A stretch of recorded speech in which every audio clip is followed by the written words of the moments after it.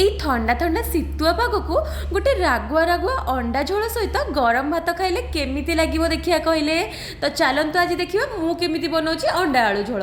ଅଣ୍ଡାକୁ ବଏଲ୍ କରିକି ସେଥିରେ ବଢ଼ିଆ ଭାବରେ କଟ୍ ଲଗାଇଦେଲି। ତାକୁ ଫ୍ରାଏ କରିସାରିଲା ପରେ ଗୋଟେ ବଢ଼ିଆ ମସଲାଟେ ବନେଇଥିଲି।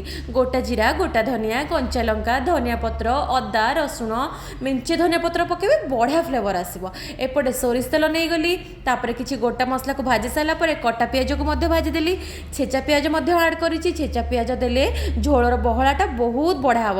ତାପରେ କ'ଣ କଲି, ସେ ଯେଉଁ ପେଷ୍ଟଟା ବନେଇଥିଲି ତାକୁ ଆଡ଼୍ କରିକି ଭଲ ଭାବରେ କଷିଲି, ତାର ଯେମିତି କଞ୍ଚା ସ୍ମେଲ୍ ଯିବ। ଟମାଟୋ ପ୍ୟୁରିକୁ ମଧ୍ୟ ଆଡ଼୍ କରିଦେଇଥିଲି। ତାପରେ ଅଣ୍ଡା ଆଳୁକୁ ପକେଇକି ବଢ଼ିଆ ଭାବରେ କଷିଦେଲି। ବହୁତ ସୁନ୍ଦର ଦେଖାଯାଉଥିଲା, ବାସ୍ନା ତ ମସ୍ତ ଆସୁଥିଲା। ଆପଣ ଏଇ ଷ୍ଟେଜ୍ରେ ବି ଖାଇପାରିବେ। ମୋତେ ତ ଟିକେ ପତଲା ପତଲା ଝୋଳ ଦରକାର ଥିଲା, ଫୁଟା ପାଣି ଆଡ଼୍ କରିଦେଲି। ବାସ୍ ଯେମିତି ଝୋଳ ଫୁଟିଗଲା, ଉପରେ ଘର ତିଆରି ଗରମ ମସଲା ସହିତ ଧନିଆ ପତ୍ର ପକାଇ ଗରମ ଗରମ ଭାତ ସହିତ ଏନ୍ଜୟ କରିଥିଲି। ତ ଆପଣମାନଙ୍କୁ ଯଦି ମୋ